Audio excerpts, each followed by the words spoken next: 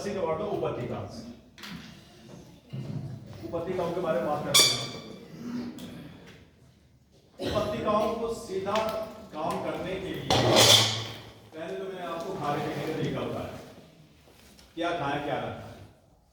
सब कुछ एकदम ना छोड़ दें, धीरे धीरे कोशिश करें।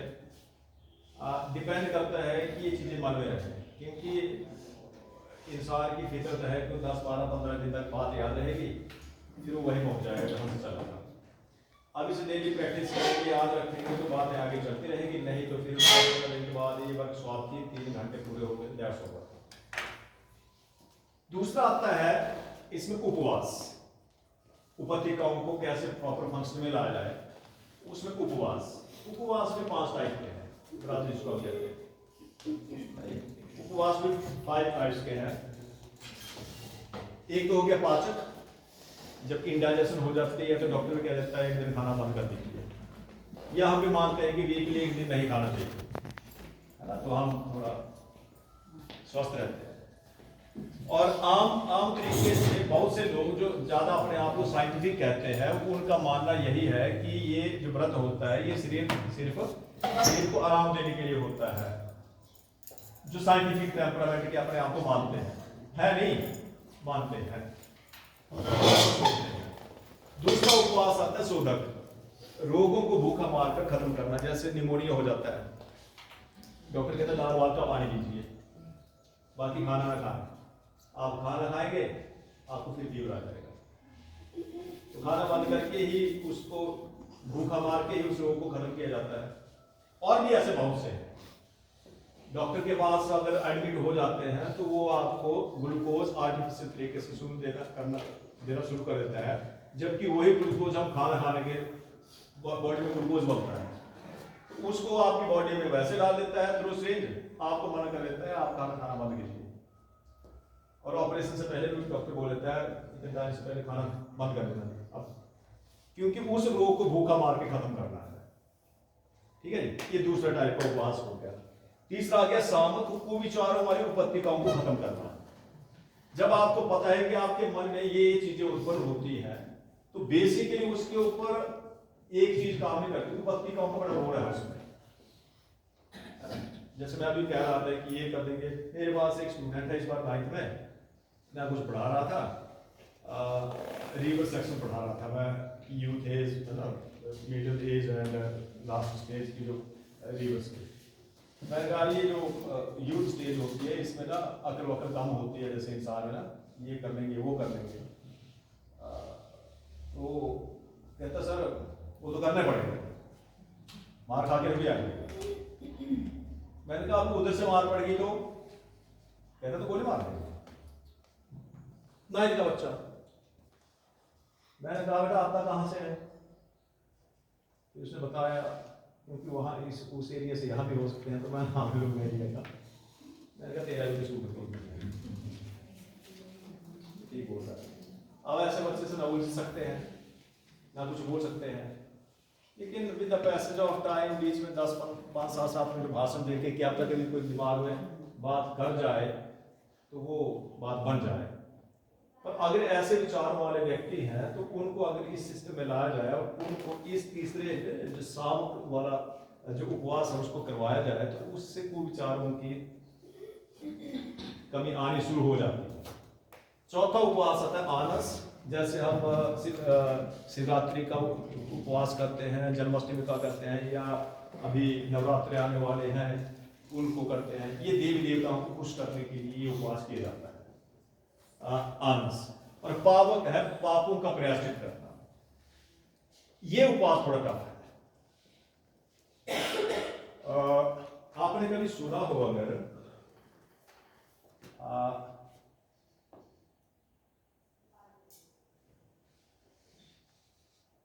इस उपवास के बारे में, ये चंद्रमा की जो बढ़ती कलाएं और घटती कलाएं उसके साथ चलता है। जैसे पूर्व जन्म में हमने जो कर्म किए हैं ना, आपको उसका पश्चाताप करना है और उसको खत्म करना है, तो वो चंद्रमा की कलाओं के साथ चलता है। चलता कैसे मैं बता देता हूँ, करना पॉसिबल। आज के युग में इसको करना पॉसिबल नहीं है, खासकर जो व्यक्ति जॉब करता है। रिटायरमेंट के बाद वैसे शरीर में बचा नहीं होता कुछ, तो फिर तो उपवास कैसा क्या। ये उपवास ऐसा चलता है कि जैसे पूर्णमासी है, पूर्णमासी में पूरा खाना खाइए, उसको डिवाइड 16 बाइट्स में कीजिए, 16 ग्रास आपने खा लिया, ठीक है। जितना भी आपने खाना खाना है उसको आपने डिवाइड करना है कि ओनली 16 बाइट्स आपने खाया। अब पूर्णमासी के बाद चंद्रमा की कलाएं घटने लगेगी, तो एक दिन अगले दिन आएगा तो चंद्रमा जितना पूरा पूर्णमासी कर रहा है उतना नहीं दिखेगा, हल्का कम दिखेगा, उसमें आपने 1 बाइट कम करना है, दूसरे दिन 2 बाइट कम करने हैं, और जब तक आप पहुंचेंगे अमावस्या पे तो उस दिन आप भूखे हो, उस दिन आप कुछ नहीं खाएंगे। इस उपवास में थोड़ी छूट कह दी गई है कि आप पानी पी सकते हैं जितना पीना चाहते हैं, घटाघट करके ना पिए, घुट घुट करके पिए, एक गिलास उठाए और सीधा सा आराम से पानी पीजिए, और उसमें नींबू का पानी आप ले सकते हैं। फ्रूट ज्यादा ना खाएं, एसिडिटी का कारण बन जाएंगे, आप बीमार हो जाएंगे। फिर अमावस्या की अगले दिन से कलाएं बढ़नी शुरू होंगी, फिर अगले दिन 1 बाइट, फिर 2, फिर 3, फिर 4, फिर 5, फिर 6, और जैसे पूर्णमासी आएगी तो पूर्णमासी वाले दिन आगे जाकर व्रत खत्म होगा, लगभग 28 से 29 दिन व्रत चलेगा, है जी। इसको कहते हैं चंद्रायन व्रत, सुना करें चंद्रायन व्रत। और चंद्रायन व्रत अगर एक व्यक्ति पूरे जीवन में 12 या 15 भी कर ले, तो मान के चलिए कि जितने भी आपके पिछले जन्मों के पाप हैं उसमें लगभग आपके 60% पाप खत्म हो गए, क्योंकि ये व्रत होता है प्रायश्चित के लिए है। एक कंडीशन इसमें और है कि चंद्रायन व्रत है तो सूर्य के दर्शन नहीं करते, ये कंडीशन है इसकी। सूर्य के दर्शन नहीं करते हैं तो फ्री चाहिए आप 1 महीना फ्री है। अब सूर्य अस्त हो गया उसके बाद आप बाहर निकल सकते हैं, सनसेट के बाद, और सुबह सूर्योदय से पहले अगर आपने वो काम कर लिया, जैसे सनराइज हो गया आपका काम, फिर आपका अंतिम काम चलेगा जो भी है। इस तरीके से व्रत को किया जाता है। साल में अगर 2 व्रत भी कर लिए जाए तो मोर देन एनफ है, क्योंकि आम आदमी इस व्रत को कर नहीं सकता, आदत पड़ी हो पीछे से, तो बात अलग है। जैसे मैं खाना नहीं खाता हूँ तो मैं इस व्रत को कर सकता हूँ इजीली, पर अब इस व्यस्तता में मैं इस व्रत को इसलिए कर सकता क्योंकि भाग दौड़ है तो पॉसिबल नहीं है। लेकिन इस व्रत को इस तरीके से प्रयास के तरीके से किया जाता है। इस व्रत को बोलते हैं पावक, पावक नाम का व्रत। 5 किस्म के आपको व्रत देख लीजिए, कौन सा आप कर सकते हैं इसलिए वो कर लेना। ये जो पहला है ना, ये वाला, ये करते हैं मैक्सिमम सब, और उससे 3 गुना कैलोरी और लेते हैं। मतलब जो आप डेली खाना खाते हैं अगर उससे आपको 1500 कैलोरी मिल रही है, जबकि 2200 कैलोरी कहते हैं मेडिकल साइंस, जो लोग मानसिक काम करते हैं, अदरवाइज फिजिकल काम होते हैं 24, या फिर रूरल एरिया में 2200 ना, इतना ही ना 2200 है ना, और अर्बन एरिया में फिजिकल काम करता है तो 2400 कैलोरी। लेकिन अगर उतना खाना हम खाते नहीं है, पूरी कैलोरी हम वैसे मिल पाते हैं क्योंकि हमारे खाने का सिस्टम ही ऐसा है। अब उस कैलोरी में आपको सब्जी भी चाहिए, सैलेड भी चाहिए, कर्ड भी चाहिए, स्वीट डिश भी चाहिए, दाल भी चाहिए, राइस भी चाहिए, आपको चपाती भी चाहिए, तो कौन बनाता है? तब वही पूरी कैलोरी। पर चलो अब हम मानते हैं कि हम 1500 कैलोरी डेली यूज करते हैं, और जिस दिन व्रत होता है उस दिन ये कैलोरी सीधी 3000 क्रॉस कर जाती है सीधी, कि यह हमने व्रत है खाना पचाने के लिए है, और मैक्सिमम इस व्रत को किया जाता है। और बहुत से लोग ये जो तीसरा है, चौथा है, दैविक शक्तियों को आकर्षित करने के लिए, जैसे बहुत से लोग अपने अपने अलग अलग उपवास, जन्माष्टमी का हो गया, शिवरात्रि का हो गया, या नवरात्रों के व्रत हो गए, काफी रखते हैं। और जो हम व्रत रखते हैं वो एक्चुअली अर्ध व्रत होता है। जो हम व्रत रखते हैं वो अर्ध व्रत है, क्योंकि हम शाम को खाना खाते हैं। शाम को खाना नहीं है तब व्रत हुआ पूर्ण व्रत। शाम को हमने खाना खा लिया और अर्ध व्रत है। खाना आप दूसरे दिन नहा के पूजा करके सूर्य उदय के बाद खाएं। सारे व्रत ऐसे ही होते हैं। एकादशी के व्रत में तो इसलिए नहीं है कि उसमें कह दिया गया कि अन्न नहीं खाना है, तो लोगों ने और चीजों को बड़ा गेड़ा दिया होता है। पनीर आएगा वो बनेगा, अरबी आएगी वो बनेगी, फिर कारी का पुलाव बनेगा, उसमें किशमिश भी जाएगी, उसमें बादाम भी जाएंगे, है ना। और पेट भर के मतलब जितना रोज खाते हैं उससे 3 गुना खा लिया। व्रत था क्या कि आने नहीं खाना है। अब बताओ ये ऐसा व्रत करेंगे तो ना पेट ठीक हुआ, ना उपत्तिकाओं पे काम हुआ, ना कुविचारों पे रोग खत्म हुआ, रोगों पे कोई काम नहीं हुआ, और ना ही पापों का प्रायश्चित हुआ।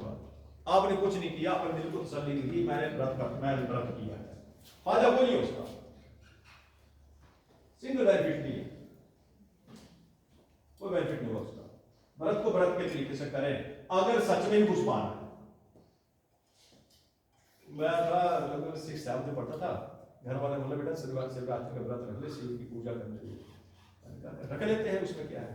शौक क्या था कि उन्हें खाने को नहीं मिलता था, अब वो फलाहार बनाते थे, कोई मीठा कोई खट्टा, आज तो मिल जाएगा।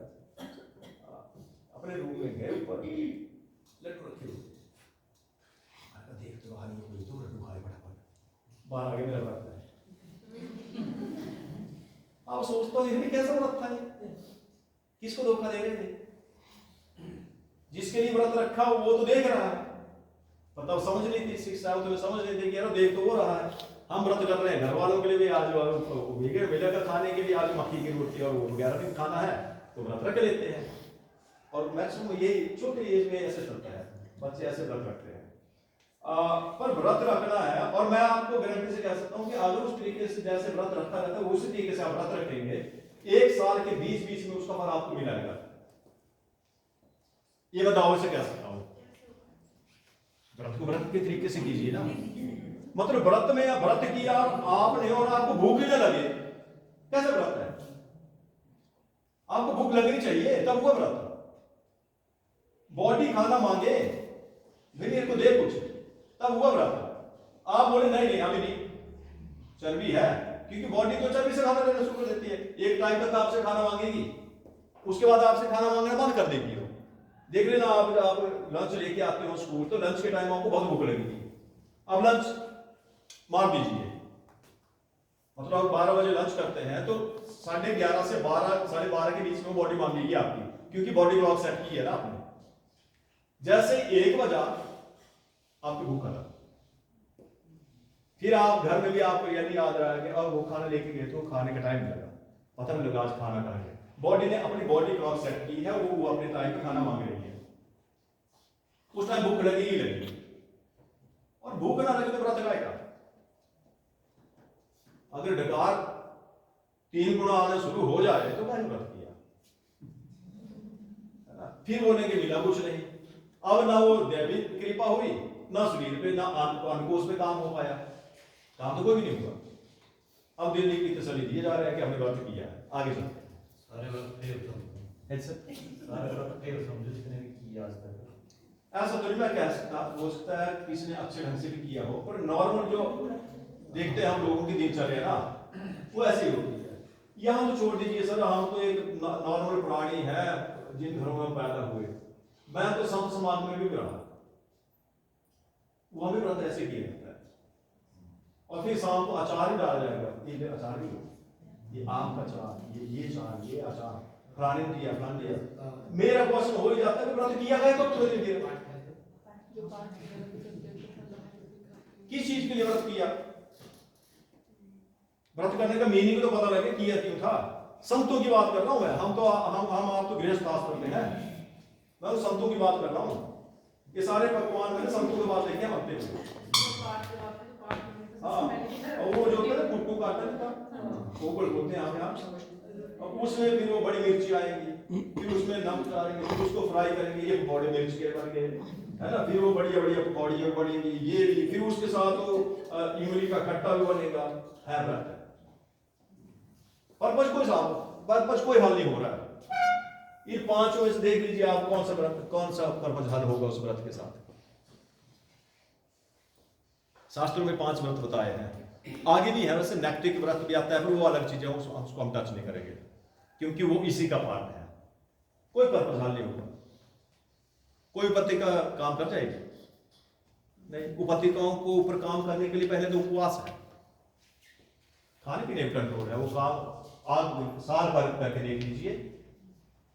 मैं गारंटी से कहता हूं, मैं कहते हैं डायबिटिक होगी नहीं, और अगर आप उसके ऊपर काम करेंगे 4-6 महीने लगातार काम करेंगे, आपका पैंक्रियास, मैं गारंटी से कह सकता हूं कि आपके पैंक्रियास करना शुरू कर देंगे। ठीक है जी। फिर आगे आसन। आसन में देखिए सेंसिटिव पॉइंट्स की जो नेगेटिव एनर्जी है उनको निकालने का काम आसन करते हैं, है जी। शरीर के ऊपरी छोर अपर बॉडी पार्ट में ये ऊपर होता है ना, इससे ऊपर हमारा हिस्सा, ये हमारी पॉजिटिव एनर्जी गिनी जाती है, और इससे हिस्सा जो नीचे का ये नेगेटिव एनर्जी गिनी जाती है। क्यों गिनी जाती है इसके ऊपर बात बताता हूं आपको। 14 भुवनों की बात सुनिए कभी, 14 भुवन, 14 लोक, लोगों के बारे में कभी सुना?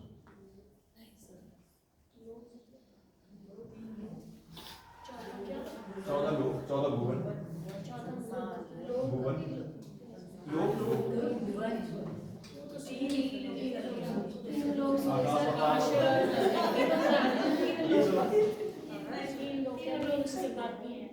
चलो मैं बता देता हूँ, मैं बताता हूँ। वो लोग उसके पार है, उसका पार है। देखिए पहला लोग को भुआ सुना होगा, काफी सुने होंगे आपने, पर अभी ध्यान नहीं है। भू, भुआ, स्वाहा, जानते हैं? महा, जना, तपा, सत्य, ये सुने थे आपके साथ। भू, भुआ, स्वाहा आपने सुना कि गायत्री मंत्र साथ ही भू, भुआ, स्वाहा, महा, जना, सत्ता, भू, भुआ, स्वाहा, महा, जना, तपा, सत्य, साथ ही ये है ऊपर के लोग, इससे ऊपर हमारी बॉडी में पहले से स्थित है, जिसको बाहर ढूंढते हो सब कुछ हमारे पास है। और इस धरती पे एक ही क्रिएचर है जिसके पास इतनी बड़ी संपदा है, वही उन्हीं। और कोई भी क्रिएचर इस अर्थ पे ऐसा नहीं है जिसके पास इतनी बड़ी संपदा है, इतना बड़ा ट्रेजर है। 7 लोग जो हम ऊपर को कंट्रोल करते हैं वो यहां से कंट्रोल होता है, सारे के सारे लोग हमारी बॉडी में है। इसी के ऊपर कुंडली की विज्ञान चलता है, इन 7 लोगों के मूलाधार, स्वादिष्टान, मणिपुर, अनाहत, विशुद्धि, आज्ञा, सहस्त्रार। ये 8वां भी इसमें काम लिया जाता है, दैट इज द लोलक। और 7 मेजर चलते हैं, 8वां तक पहुंचना थोड़ा टफ लगता है। तो 7 लोग, 7 कुंडलिनियां, भू, भुआ, स्वाहा, महा, जना, तपा, सत्य, 7 लोग। इनके ही मालिक कुंडलियां इसकी मालिक है। मूलाधार, स्वादिष्टान, मणिपुर, अनाहत, विशुद्धि, आज्ञा और सहस्त्रार। नीचे को चले जाए, अतल, वितल, सुतल, तलातल, रसातल, महातल, पाताल। राजा बलि का नाम तो सुना होगा, सुतर लोक के राजा माने गए, सुतर लोक के राजा माने गए। ये तो कहानी सबने सुनी होगी ना कि वामन अवतार में भगवान नारायण आए, है ना, ये 3 पग धरती मांग, 3 पग मांगे उन्होंने, जब नहीं तो उसने पर सिर किया तो उसके सिर के ऊपर पैर रख के उसको नीचे दिया और सुतर लोक का राजा बनाया। ये हमारे शरीर में से नीचे, इसलिए इससे नीचे की जो शक्ति है वो नेगेटिव मानी गई और इससे ऊपर की शक्ति जो है वो पॉजिटिव मानी गई। ठीक है, आगे चले, बोर हो जाएगा तो बता दो, कॉन्सेप्ट चेंज कर देंगे, कॉन्सेप्ट चेंज कर देंगे, तो बोर्ड एक ही रहेगा, ये सब इससे जुड़ा है। मैं कुछ नहीं करवा रहा हूँ, मैं थोड़ा डिटेल में करवा रहा हूँ, सीरियसली डाला सब पे। अगर सीरियस नहीं डाला मैंने कुछ नहीं पढ़ाना है, मैंने सिर्फ डिटेल डाली है, बाकी कुछ नहीं किया है। ठीक है जी। देखिए इसी के ऊपर जो हमारे 84 आसन 84 आसना की बात कही गई, सर्वांगासन, ऊर्ध्वासन, पद्मासनासन और उत्कटासन, ये और छेद के विषय इसमें आ गया पश्चिमोत्तासन, सर्पासन और धनुरासन और मयूरासन। ये सर आपको बड़े अच्छे ढंग से बताएंगे जो फिजिकल एजुकेशन पढ़ाते हैं। ये आपको इनसे पूछिएगा आसन, और इन आसनों से होता क्या है, बेसिकली जितनी भी हमारे इनर ऑर्गन्स हैं उनकी मालिश होती है। जब उनकी मालिश होती रहती है तो अपना फंक्शनिंग करते रहते हैं।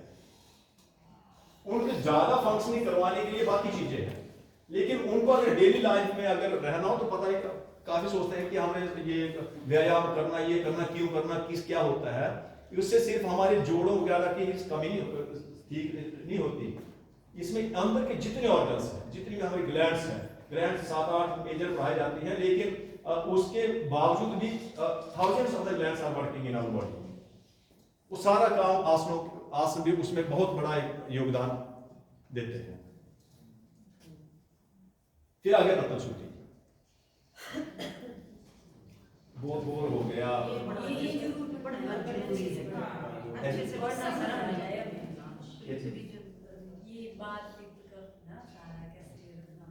नहीं डिटेल में चले जाएंगे ना तो फिर वो अभी सर बोल रहे हैं नहीं सर ये जाएंगे हम डिटेल में जाना चाहते हैं। देखिए 5 तत्व है, पृथ्वी, जल, वायु, अग्नि, आकाश। सर बात कर रहे थे दर्शन की, तो पहले दर्शन में 24 तत्वों की बात की गई, यहाँ 5 पढ़ाए जा रहे हैं। जब हम सांख्य योग पढ़ेंगे उसमें 24 तत्वों की बात की गई, डिटेल में जाएंगे, बहुत लंबा है। अरे फिर उसमें आता है वात, पित्त, कफ, और वात वायु से होता है, पित्त अग्नि से होता है, कफ जल से होता है, पल्स रेट हमारा पित्त। जब कोई भी वैद्य आपने देखा होगा 3 उंगली रहता है हमेशा, एक नहीं रखता, एक से नहीं नापता। अब तीनों पे वो उस पे चलाता है कि वात है, पित्त है, कफ है। बॉडी हमारी 3 चीजों में चलती है, वात, पित्त, कफ, इजंट इट। फिर वायु अगर ज्यादा है तो क्या, गठिया, लकवा, दर्द, कंपन, अकड़न, नाड़ी विक्षेप इत्यादि के काम होता है, ये रोग पैदा होते हैं। और जो जल है, जल की गड़बड़ी से जलोदर, पेचिस, है ना, बहुमूत्र, प्रमेह, खांसी, जुकाम, स्वप्न दोष इत्यादि की प्रॉब्लम्स व्यक्ति में होती हैं। और अग्नि अगर आगे पीछे है तो जुकाम, अकड़न, अपच और शिथिलता इत्यादि रोग ये पैदा होते हैं कील के कारण। वात, पित्त, कफ से रोग पैदा जो होते हैं, ठीक है जी। और इसमें करना कुछ नहीं है, इसमें ऐसा सोचे कि इसको ठीक कैसे रखा, खाने का तरीका सुधारी बस है जी। चलेंगे हम थोड़ा आगे इसमें और प्राण में तो सब पहुंचे नहीं, हम प्राण में तो उसमें वो बताएंगे। तत्वों की स्थिर रखने के कैसे उपाय है, देखिए सिंपल सी बात कर रहे हैं हम। अगर आपको जल तत्व रखना है तो जल तत्व में जो एनर्जी काम करती है उसको विश्वा कहते हैं। आप कितने भी थक के आए ना, आप पानी के 2 उंगली मुंह पे मारेंगे तो फ्रेश हो जाते हैं। कहीं से भी आए, आप नहाने के लिए चले गए, नहाने के लिए मैल थोड़ी खर्च लिया, मैल नहीं था, पर आप पानी से साथ नहा के आया फ्रेश, क्योंकि उसमें जो शक्ति है, विश्वा नाम की शक्ति, वो एकदम इलेक्ट्रिक करंट देती है बॉडी को एकदम, इसलिए हम उससे फ्रेश होना शुरू हो जाते हैं। तो एक तो उन तत्वों को पानी घूंट घूंट करके पिए। पानी पीने का तरीका बदलिए, एकदम गिलास लेके खड़े खड़े पानी पीना मत कीजिए। पानी पीना है 2 घूंट, अभी 2 मिनट के बाद, मतलब 2 सेकंड के बाद, 2-10 सेकंड के बाद, इस करके एक गिलास को पीने के लिए लगभग 15 सेकंड का टाइम लगे, क्योंकि ऑस्मोसिस जो क्रिया होती है बॉडी में, वो पानी एकदम पीने से नहीं होती पूरी बॉडी में। धीरे धीरे आप पानी पीने को ऑस्मोसिस की क्रिया जो है पूरी बॉडी में तब होगी। ठीक है जी। तब अग्नि तत्व को सूर्य के संपर्क में आइए। सुबह लगभग जब सूर्योदय होता है उससे लगभग 1.5 घंटा तक जो सन की रेज है वो हमारे बॉडी में बड़े पॉजिटिव इफेक्ट देती है। कम से कम पतले कपड़े पहन के किसी दिन भी आप कर सकते, संडे आपका है। और बड़े कमाल की बात है कि जब Monday, Tuesday, Wednesday, Thursday, Friday उस दिन तो उन्हीं की ही किरणें ज्यादा होती है, लेकिन संडे को जितने भी ये सारे ग्रह और जितने भी हमारा सिस्टम चलता है, जितने भी जिसको हम साबित कहते हैं, जितने भी इस यूनिवर्स में प्लैनेट्स हैं या वो नक्षत्र हैं, सारी की सारी किरणें विद्यमान होती है संडे को। सुबह उठकर जहां आपके घर में छत है, नीचे है जी, सर्दी वाला करें इस कार्य को, पता लग रहा वो हंसते मिले। गर्मी में बिल्कुल पतले कपड़े पहनकर लगभग आधा घंटा धूप में बैठे, चौकट लगा के आसन लगा के, है ना, और कल्पना आंखें बंद करके करें कि सूर्य की जो सविता है, सवित शक्ति है, वो आपके बीच में एंटर कर रही है, कल्पना करनी है। 2-3 महीने में आपको चेंज आना शुरू होगा। यह है अग्नि तत्व को शुद्ध करने का तरीका।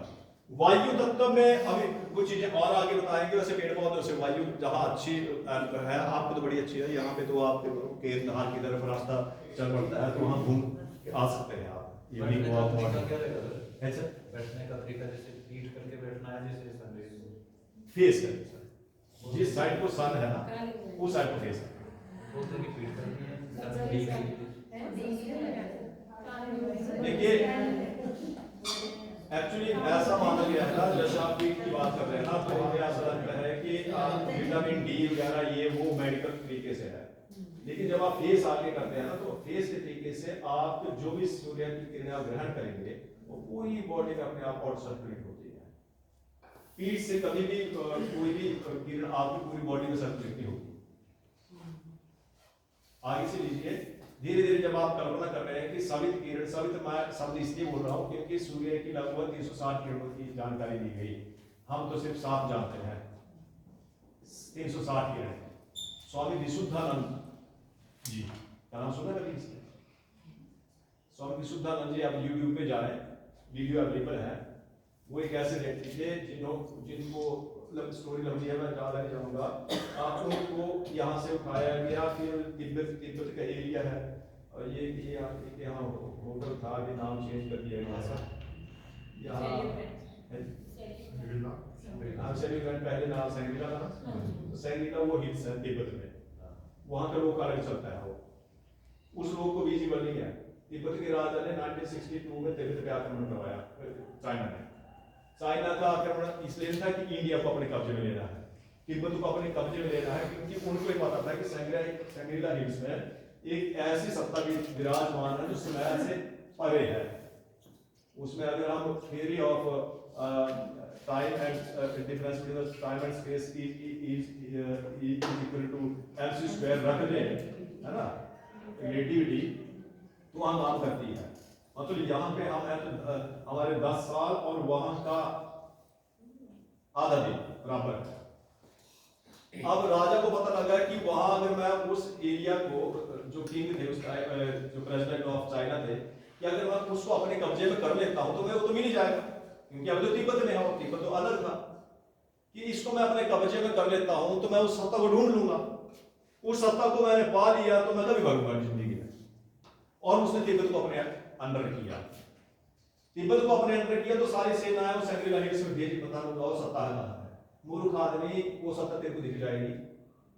सारी सैंग्रीला हिल्स छान मारी तिब्बत की, कुछ नहीं मिला। स्वामी विशुद्धानंद जी को वहां पे उनके गुरु ले गए थे, और स्वामी विशुद्धानंद जी को वहां पे वो विद्या दी गई थी, सूर्य की विद्या, और 360 किरणों का उनको ज्ञान दिया गया था।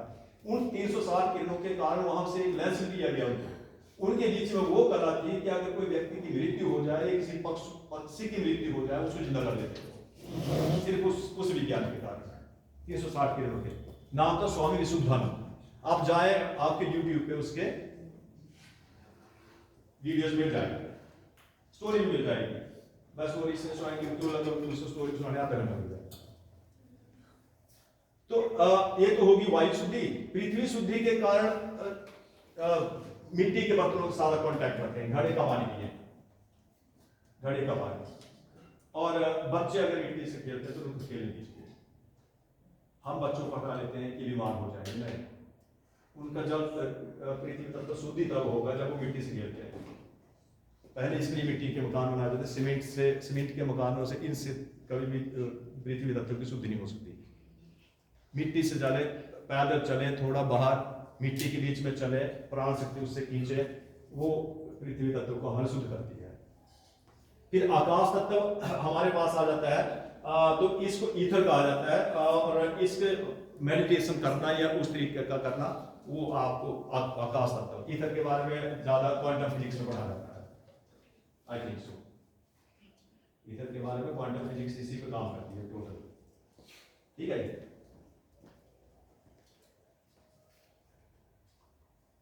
वाणी मैंने प्रोवाइड किया, याद आया? बैटरी, मध्यमा, पश्चंती और परा, याद है? मैंने करवाया है, ये मैंने बताया था एक बार अपनी वर्कशॉप में। वाणी के प्रकार बताया मुझे याद है। परा, पश्चंती, मध्यमा और बैटरी। ये जो वाणी हम बोलते हैं ना, मैं बोल रहा हूं आप सुन रहे हैं, या आप बोल रहे हैं मैं सुन रहा हूं, इसको बैटरी कहते हैं। इसको बैटरी कहते हैं, आ जाएगा आपको याद, इतिहास का था। दूसरी आती है मध्यमा। मध्यम होती है इशारों से, और सबसे खतरनाक जो वाणी मध्यमा है। बोलता आदमी कुछ है, समझता कुछ है, और उसके ऊपर झगड़ा हो जाता है ना। जैसे कोई लड़की जा रही है, किसी की आंख बंद हो गई, खुल गई, मार पड़ी समझो, मार पड़ी समझो। कोई अच्छी बात कर रहा है, बीच में से किसे लड़ाई हुई समझो, ये मध्यमा वाणी है। ये बहुत खतरनाक है। चारों की चारों वाणी सबसे खतरनाक है मध्यमा वाणी। शब्द कोई बोलना नहीं है, शब्द की तो कहानी नहीं, इशारे में हो गया सारा काम। अब आदमी टेंशन में ये चला गया उस वाणी की, ऐसे मेरे अंदर क्या कमी, पता लगा 4-5 दिन तक वो दिमाग में चलता रहा, कोई बेटा अगली बेटी में भी, और वहां एक बड़ा बवाल खड़ा हो गया मध्यमा वाणी का। लेकिन ये जो पश्चंती है, ये मन से निकलती है। जैसे मैं आज आया और आपने मेरे को देखा, मैंने आपको देखा, तो दिल में हो गया आज वर्कशॉप तो पक्की है। बोला आपने भी कुछ नहीं, बोला मैंने भी कुछ। इस वाणी को पश्चंती कहते हैं, जो मन ही मन में बात हो जाती है। और परवाणी है जब हम ईश्वर के साथ बातें करना शुरू करते हैं, जो अंदर से निकलती है, एक संकल्प पैदा होता है, वो होती है परवाणी। बहुत लोग हैं ऐसे जिन्होंने इसके ऊपर बड़ा शोध किया, और जो बोल दिया हो गया, जो पर मुंह से निकाल दिया सब वो हो गया। संत बोलते थे श्राप है क्या इसमें, या किसको वरदान देना है क्या? परवाणी का कमाल, परवाणी का कमाल है। वो बोल दिया हो गया, अच्छा बोल दिया वो भी हो गया, बुरा बोल दिया वो भी हो गया। बत्ती दान कुछ नहीं करते सर, ये तो पता नहीं किसने बत्ती दान को बोलते जो तो है भैया। बत्ती दान तो वाले की एक बात आप सुनेंगे ना, तो हमेशा आप नेगेटिव एस्पेक्ट पाएंगे उसमें। ओए इसे बंद करके बत्ती दान है, मतलब उसका पॉजिटिव नहीं आया कि वे कुछ बोला कुछ भी हो जाएगा, चुप रहे। मतलब नेगेटिव एस्पेक्ट ही उसका लिया गया 32 दांत का, पॉजिटिव एस्पेक्ट नहीं। तो 32 दांत वाले को उठा दो एक चेयर पे, लाइन में लगा दो, दे आशीर्वाद सबको। बोले ना ना वो नहीं होने वाला, उल्टा बोले को हो जाएगा। लेकिन परवाणी में नहीं ऐसा। और परवाणी जिसके पास है ना, जिसने इसके ऊपर साधना की है या है उसके पास, वो कभी आम आदमी से बात ही नहीं करता। उसके पैर भी छुएगा कोई, ऐसा करके ना पीछे पैर छुए चले जा, ऐसा नहीं करेगा, क्योंकि उसको पता है, पता नहीं इसके क्या कर्म है। मैंने बोल दिया तो कर्म मेरे को फंस गए, इसका तो भला हो ही जाएगा। ऐसा नहीं हो सकता ना कि आपने बोल दिया उसके कर्म उसके कटेंगे, कर्म तो नहीं कटेंगे, कर्म तो काटते ही कटेंगे। और मैंने उसको आशीर्वाद दिया तो उसके जो कर्म थे, मर रहा था वो बच गया, उसके कर्म मेरे भी सिद्ध हो गए। इसके हाथ पीछे रखते हैं। आप किसी भी अच्छे संत के पैर छू के देख लेना, ढोंगी संत है, फालतू का वो भगवान डाला वो नहीं कह सकता, लेकिन काला बाबा कभी छू नहीं पाया किसी। काला बाबा जिसकी बात करते हैं ऐसे ऐसे रखते थे हाथ नीचे, ऐसे ऐसे नहीं करते थे ऊपर से, ऐसे हाथ, क्योंकि उनको पता था कि अगर ऐसा कुछ हो गया और मैंने बोल दिया, हाथ में रख दिया, तो ये तो ठीक हुआ ना हुआ, इसे तो मेरे को बचाएंगे, वो तो मेरे को पड़ेगा, और इसने पता नहीं कितने पाप कमाए हैं, और ये सुधरेगा फिर भी, सुधरेगा फिर भी, क्योंकि वो था परवाणी का कमाल, उसी तरह से बात करते थे। ठीक है जी, इसलिए करें क्या, मन में सदा उत्तम, उच्च, उदार और सात्विक विचारों को ही स्थान देना चाहिए, जिससे कोई उसी किस्म के विचार अखिल आकाश में से खींचकर हमारी ओर चले और सन्मार्ग की ओर प्रेरित करें। गायत्री मंत्र इस पे ही हुआ तैयार, गायत्री मंत्र इस पे तैयार हुआ, उसमें सिर्फ यही प्रार्थना की, हालांकि गायत्री बहुत लंबी है, मैं तो इसके बारे में डिस्कस नहीं करूंगा, क्योंकि डिस्कस करते चले गए तो गायत्री में लुप्त हो गए। गायत्री मंत्र में अगर सिंपल सा बात करें तो प्रार्थना ये है कि उन सद्विचारों को मैं अपनी तरफ आदर्श खींचता हूं और मुझे अच्छे मार्ग पे प्रेरित करे, क्योंकि इस सिलेबस में जो हमें फेंका वो वापस हमारे पास आया, डिपेंड करता है किसने एक्सेप्ट किया या नहीं। अगर आपने फेंका, किसने एक्सेप्ट कर लिया तो उसके पास चला गया, लेकिन उसने एक्सेप्ट नहीं किया तो बहुत सी चीजें कौन करता है इसको एक्सेप्ट।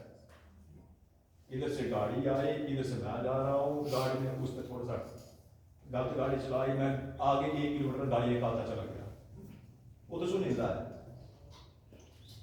वो जाएंगी कहाँ, ऊपर यूनिवर्स में, वापस आएंगे तो किसके पास, रिसीव भी कौन करेगा, जिसने भेजी थी। इस अच्छे विचारों की कामना करें कि प्रभु अच्छे विचार पैदा करें ताकि हम अच्छे सिस्टम पे चले, और इसका प्रभाव सिर्फ यही नहीं है कि हमारे उन कर्मों पर पड़ता है, सारे 5 कोषों में पड़ता है, 5 के 5 कोषों पे उसका प्रभाव पड़ता है। तो पर ब्रह्म में ब्रह्मी प्रेरणाएं, शक्तियां, किरणें और तरंगें भी आकाश द्वारा ही मानव अंतःकरण को प्राप्त होती हैं। दैवी शक्तियां ईश्वर के विविध गुणों वाली किरणें ही तो है, आकाश द्वारा मन के माध्यम से उसका अवतरण होता है।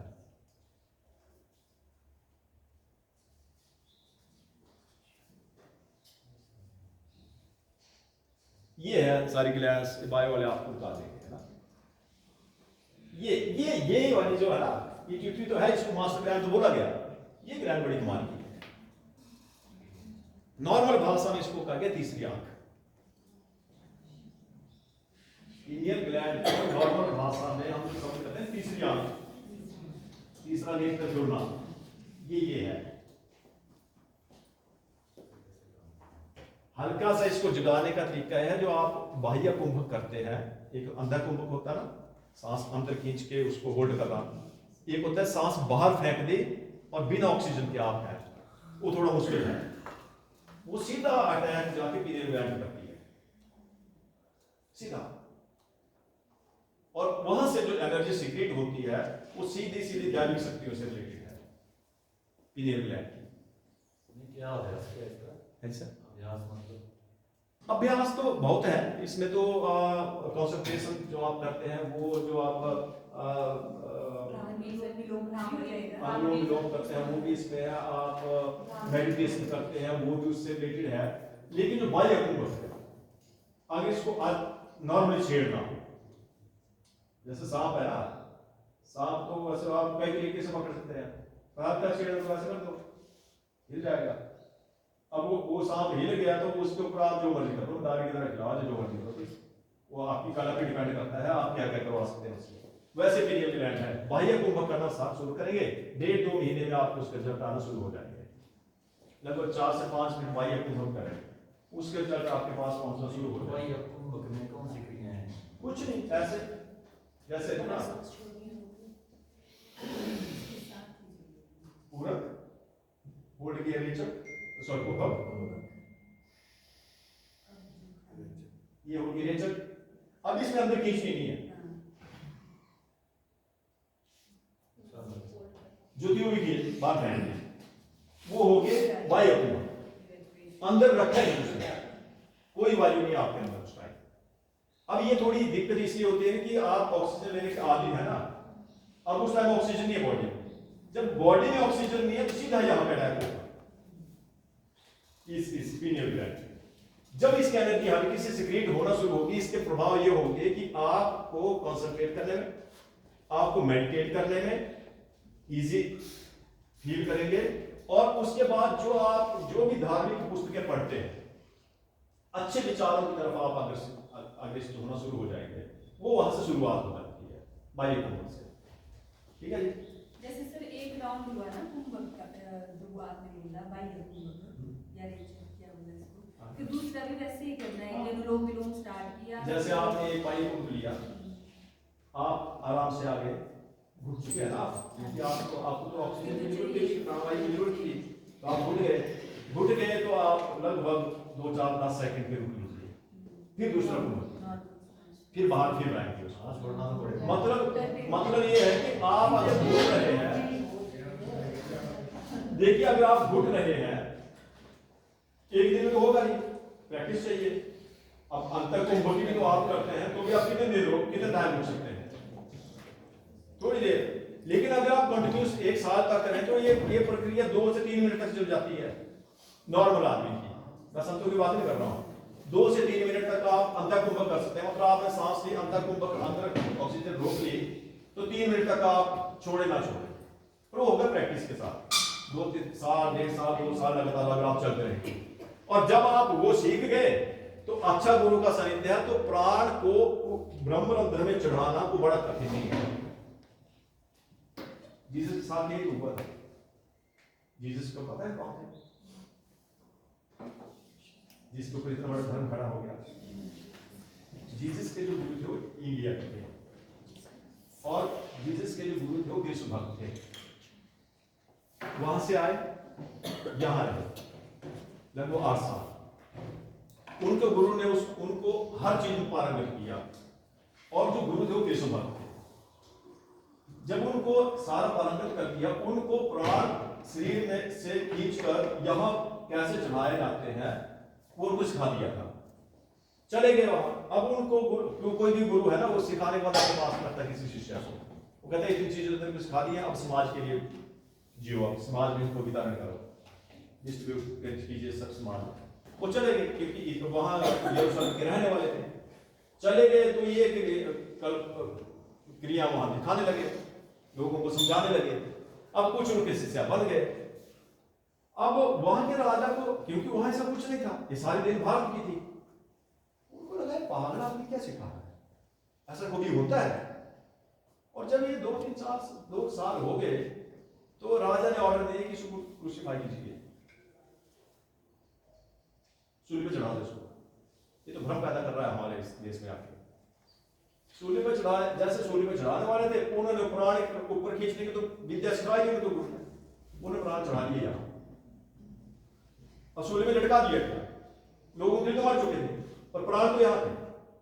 अब उसके बाद उनको दफना दिया गया, क्योंकि उस एरिया में जलाने का प्रबंध था नहीं, लकड़ियां कम होती थी, इसलिए वहां दफनाते थे, क्योंकि नेचर के साथ जो जहां है वैसे ही सिस्टम बना, दफना दिया। उन दिनों उनके गुरु थे पहलगांव गुफा में तप कर रहे थे। फिर जब यहां से गए ना, तो उनको कहा देखिए कृष्ण का ही भक्त है आप, और कृष्ण की ही साधना, नाम भी आपका कृष्ण से चलेगा। तो अब वहां की लैंग्वेज कुछ और थी, तो कृष्ण से क्राइस्ट रख दिया गया उनका नाम, कृष्ण के नाम से क्राइस्ट रखा गया है ना जी। और उसी के नाम पे फिर वो जो आगे फॉलोअर थे ना, वो देखिए ना आपने ओ माय गॉड, वो जी देखिए ना फिल्म, बाद में जो प्रेस रावल एडिट होता है उसकी मूर्ति लगा के पूजना शुरू कर देते हैं, है ना। तो वैसे ही उन्होंने उस धर्म का नाम कृष्ण रख दिया, वो बात बन गया। पर गुरु ने देखा यार वो तो वहां पे है, और उसके प्राण तो ऊपर फंसे हुए, उसे चढ़ा दिया उसने, लोगों की तरफ से भर चुका है। अब कब्र में वो प्राण नीचे नहीं खींच पाए। गुरु ने यहां से सूक्ष्म शरीर अपना उठाया, स्थूल यही रहा गुफाएं पहलगांव में, वहां से स्थूल शरीर के छोड़कर सूक्ष्म शरीर में वहां गए, कब्र से उनको निकाला और फिर ले आए यहां पे पहलगांव में। और आपने सुना होगा ना कि क्राइस्ट उसके बाद इंडिया में लेके गए थे, सुनिए कभी कहानी किसी से कि जीसस क्राइस्ट को जब क्रूसीफाई कर दिया गया था, उसके बाद जब उनको दफन कर दिया गया तो अब वो क्रिश्चियनिटी उसको प्रपोज करती है कि उसके बाद भी वो जिंदा हो गए। अरे मरे कब थे कि जिंदा हो गए? और तो उनको घूम लेके आए थे और उसके बाद उन्होंने वहां भेजा गया, क्योंकि वो बहुत अच्छे शिष्य थे। Christ was not a normal person. 5 सालों में उस विद्या को अगर सीख गए तो नॉर्मल व्यक्ति नहीं है। लेकिन वो बात अलग है कि आने वाले ने उसको एक धर्म बना दिया, एक चर्चा एडवर्टाइज किया गया है, वो टॉफियां फेंकी गई, फिर वो आते हैं, वो सेंटर क्लॉज आते हैं, ब्ला ब्ला ब्ला, फिर वो एक एडवर्टाइज किया गया। बेसिकली 10-12 लोग जो उनके फॉलोअर थे उन्होंने उसको एडवर्टाइज किया। अभी भी आप फोटो क्राइस्ट की देखेंगे तो 10-12 लोग दिखते हैं साथ में। और ओरिजिनल बुक देखेंगे अगर आप, मेरे स्कूल में एक बुक है, उसमें सारी picturisation of the Christ Christianity है। तो मैं अपने लाइब्रेरियन से परसों बात कर रहा था जब मैंने उस बुक को पढ़ा। मैंने कहा मैडम ये जानते हैं ये जो क्राइस्ट है इनके साथ एक साधु है और बाकी जो फॉलोअर है वो कौन है? कहते नहीं। मैंने कहा ये थे उनके गुरु जो कृष्ण भक्त थे, यहाँ के हैं, इंडिया के। आप लास्ट सफर की बात कर रहे हैं, जो लास्ट सफर की पिक्चर है? ना बीच की पिक्चर है। लास्ट सफर में तो कोई संत नहीं देखा मैंने। नहीं, लास्ट बीच में लास्ट में तो उनको खाते आ गए। जो लास्ट में खाना हुआ था ना और जिसके अंदर गुरस था एंड ऑल दैट, तो मैं कहा लास्ट सफर की जो पिक्चर है उसमें संत कोई नहीं है, मैं तब जानना चाह रही थी। नहीं वो संत, वो जो लास्ट सफर की तो वो तो था यरूशलेम, वो यरूशलेम की बात है। लेकिन जो संत थे वो तो यरूशलेम स्थूल में गए ही थे, वो तो सूक्ष्म में गए थे। और पिक्चर है, एक पिक्चर है उस पूरी जितनी भी पिक्टोग्राफी है उस क्रिश्चियनिटी की, उसमें एक ही पिक्चर है। किसी को समझ नहीं हो पिक्चर है किसकी है, एक है कौन बैठे हुए। अब ऐसा बोले कि ये क्राइस्ट के गुरु थे तो क्रिश्चियनिटी इसको मानेंगे नहीं। क्यों? क्योंकि वो इसलिए नहीं मानेंगे क्योंकि वो तो मानते हैं यही भगवान थे, तो उनके गुरु कैसे हो सकते हैं? ब्ला ब्ला ब्ला ब्ला, स्टोरी लंबी है, ठीक है जी। अब इस पीनियल ग्लैंड को हम जागृत कर सकते हैं, ठीक है जी। फिर आगे प्राणमय कोश। यह बात चल रही थी बंध की, इसे पूछा बंध होता क्या है, कैसे करते हैं। देखिए मैं अपने बारे में अगर बात करूं तो मुझे बंध लगाना नहीं आता है, ना कभी पहले आता था। मेरे साथ ये सब कुछ अकस्मात हुआ, मेरे कोई गुरु नहीं है बंध लगाने में, मैंने किसी गुरु से सीखा भी नहीं, लेकिन मैं बंध लगाता हूं, वो मुझे ईश्वरीय शक्ति ही मेरी गुरु है। बंध लगाने से बहुत फायदे हैं।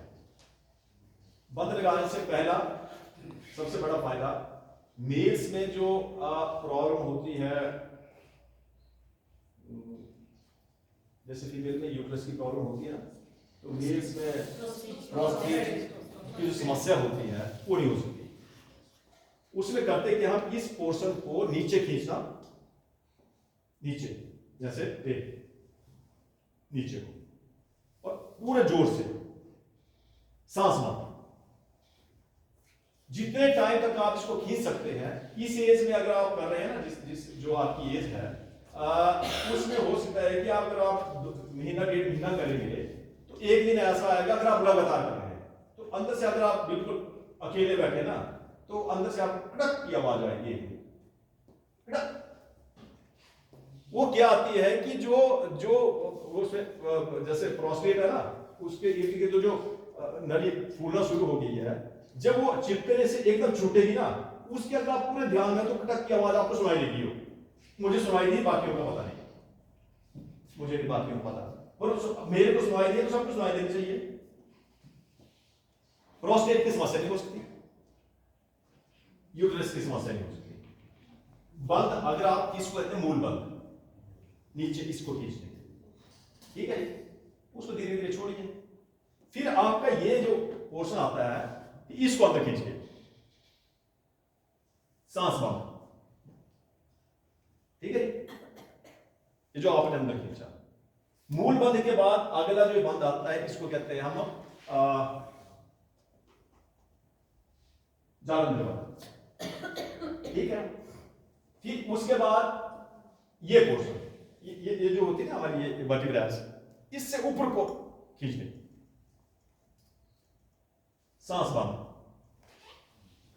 इसको कहते हैं उड़ान बंद।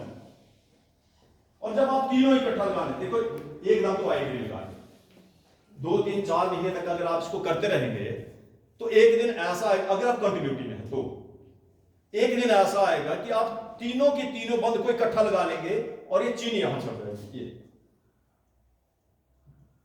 जब तीनों बंद इकट्ठे लगे, चीनी यहां लगी, तो इसको कहते हैं महाबंद, तीनों इकट्ठे लगा। आपने बंद लगाने सीख लिए, आधी बीमारी गई, भूख लगना आपको कम हो जाएगा।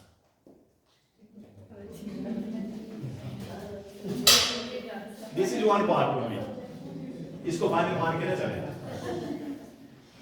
This is the one part. भूख लगना आपको थोड़ा कम होगा, क्योंकि इन बंदों से आपके बहुत से ऑर्गन्स अपने एनर्जी सीक्रेट करना शुरू कर देंगे। एनर्जी, बेसिकली तो बॉडी को एनर्जी चाहिए, एनर्जी आपकी अपना शरीर ही दे रहा है, तो आप इजी है। बड़ी एक खासियत और है, सब चीजें जब इकट्ठी चलती है, आपको भूख की कम नहीं लगेगी, बॉडी आपको ऐसे लगेगी कि लाइट है, बिल्कुल लाइट बॉडी। अब तो ऐसा लगता है जैसे पता नहीं कितना बोझ उठा रखा है, आपको बिल्कुल light body. If other things being equal, economics में पढ़ाने वाला है अभी, Other things remain constant. Other things remain constant, तब ये बात काम चलेगा। मैंने सब और बोल दिया, other things being equal, Remain constant. Remain constant. उसमें क्या हो सकता है, तांत्रिक प्रक्रिया ना हो, अगर वो हो गई, आपका शरीर उसको झेलने के लिए सक्षम नहीं है, तो ये भी उल्टा हो सकता है, मतलब हो जाता है उल्टा। मतलब आपको हानि तो नहीं कोई होगी, हानि तो उससे ही होगी जो हो रही है, पर अदरवाइज आपकी इन प्रक्रियाओं के कारण आपको कोई हानि नहीं होगी। फिर आप बोले मैं तो करता था, पर मेरा लाइट हुआ नहीं, साथ में बोल के गए, तो इस मतलब कहीं हकीकत और भी है, वो तो आप अपने तरीके से देखते हैं। ठीक है जी। मुद्राएं, मुद्राओं में जितनी मुद्राएं हैं, उसमें मैंने एक पे काम किया है। वैसे तो 24 मुद्राएं हम करते हैं, जैसे गायत्री करते हैं, सुमुखम, संमुखम, वित्तम, वित्तम, विष्णुतम, द्विमुखम, त्रिमुखम, चतुर्मुखम, पंचमुखम, षट्मुखम, अधोमुखम, व्याप्तांजलिम, शक्तम, यम, वासम, द्रष्टम, मुनमोर्मुखम, प्रबलम, मुष्टकम, मत्स्यम, गुरुमम, प्रहातम, सिंहाकांतम, महाभ्रातम, मुद्गम। ये 24 मुद्राएं गायत्री की हैं, 8 उसके बाद की। ठीक है जी। पर एक मुद्रा ऐसी है, मैंने आपको बताया था कि जीभ को खींचिए, पीछे लगाइए, उस मुद्रा को बोलते हैं खींचरी मुद्रा, है ना। खे आकाश को कहते हैं और चर मतरू से विचरना, खींचरी। खींचरी मुद्रा बहुत जबरदस्त है। आप भूख की बात कर रहे थे, दूसरा और कारण समझ लीजिए, भूख क्यों कम लगती है। हमारे जो हाइपोथैलेमस ग्लैंड है, उसका साइज अगर आप पिक्चर में देखेंगे तो इट इज जस्ट लाइक अर्ध, ऐसा है, और उसके माली की चंद्रमा है बेसिकली, इसलिए उसका साइज ऐसा है। वहां से होता क्या है, मेडिकल साइंस उसको पढ़ नहीं पाई आज तक, वहां से एक रस टपकता है हाइपोथैलेमस से, और वो हमारे शरीर से अंदर आकर टपकता है नाभि पे। नाभि का जो मालिक है वो है चक्र मणिपुर है, और मालिक सूर्य है। ठीक है।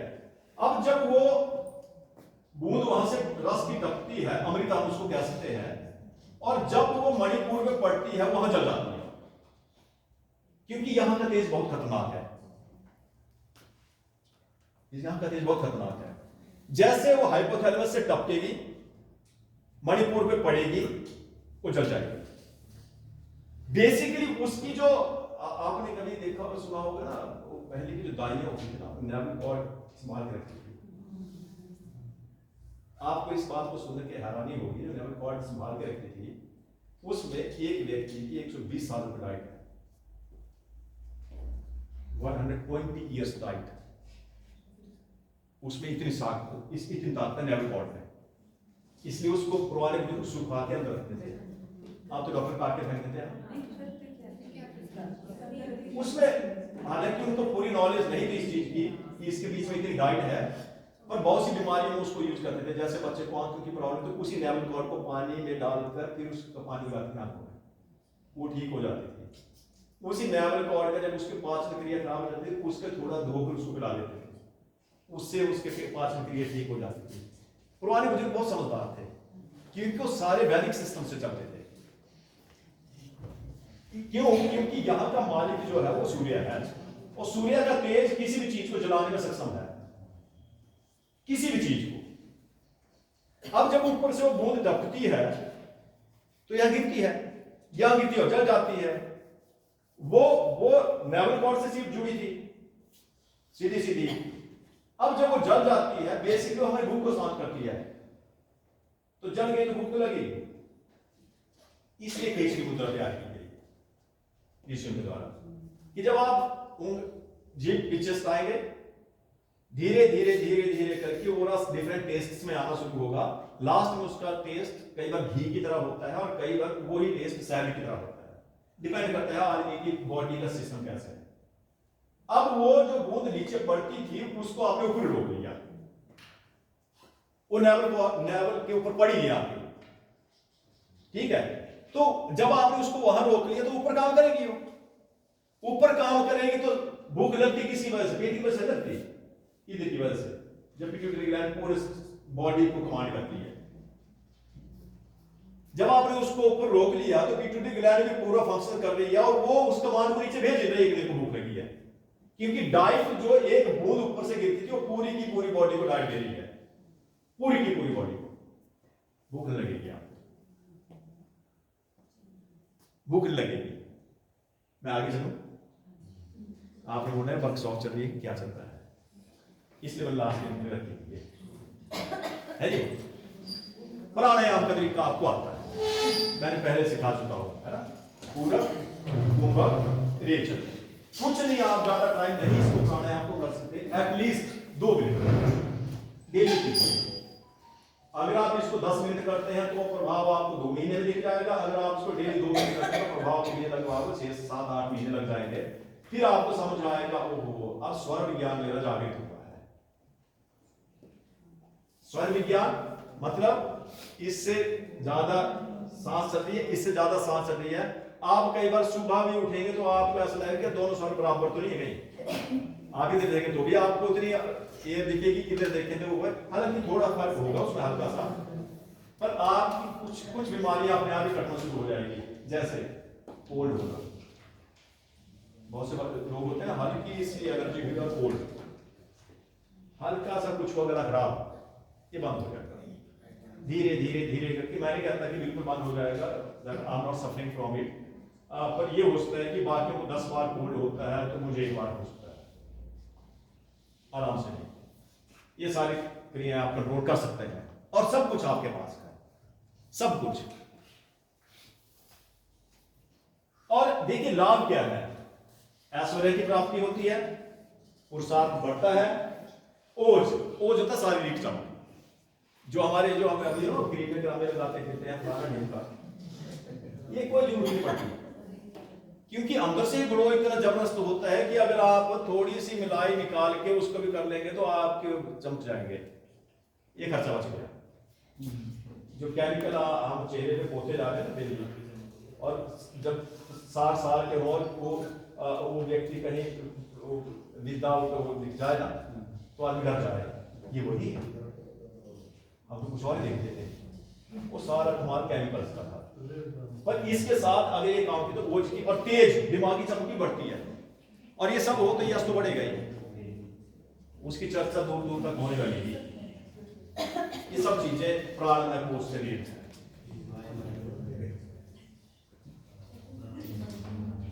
साधना के बारे में थोड़ा मैंने बता दिया, टेप में जाएंगे क्योंकि सांप के साथ बच जाएंगे नहीं तो। और ये थोड़ी सी बात इसके बारे में हम कर लेते हैं। मैंने वैसे बताया ईडा पिंगला और सुषुम्ना की, ईडा पिंगला और सुषुम्ना की। सुबह जल्दी उठना शुरू कीजिए, शाम को तो आप नहीं कर सकते। सुबह सुषुम्ना जो नाड़ी है, ईडा हमारी चलती है लेफ्ट साइड, ये जो बैकबोन है ना, ये लेफ्ट साइड है, तो यहाँ एक बहुत पतली नली है, और 3 मेजर है, ये जितनी भी नाड़ी हमारे शरीर में 3 मेजर। ईड़ा, इसका मालिक सूर्य चंद्रमा, इधर को जो इस साइड को चलती है वो पिंगला, उसके मालिक सूर्य, और जो बीच में चलती है। जब इन दोनों का बैलेंस बनाना है तो सुषुम्ना जागृत होगी। बेसिक पर्पज उसका उसको ही जागृत करना है लाइफ का। और जब हम सुबह उठते हैं, ब्रह्म मुहूर्त जिसको हम कहते हैं, जो ब्रह्म मुहूर्त नहीं, संध्या टाइम है ना, संध्या का जो टाइम होता है उस टाइम सुषुम्ना का द्वार लगभग 15 मिनट के लिए खुला होता है। वैसे जब हमारा स्वर चेंज होता है तो किसी का 2 सेकंड के लिए, किसी का 10 सेकंड के लिए, थोड़ा प्रैक्टिस करता है तो बड़ी 2 मिनट के लिए, पर पता लगता उस टाइम का। लेकिन सुबह, दोपहर और शाम को इसका द्वार लगभग 15 मिनट के लिए खुला होता है। इसलिए उस टाइम संध्या काल करना जरूरी बताया, क्योंकि जब आप उसको प्रैक्टिस करेंगे तो आपकी सुषुम्ना जागृत होगी। और ये जो हम प्रक्रिया पीछे बता रहे थे, इसके कारण भी इन पे ये फर्क पड़ता है। झंकार पैदा होती है, उसकी मालिश होती है और वो काम करती है।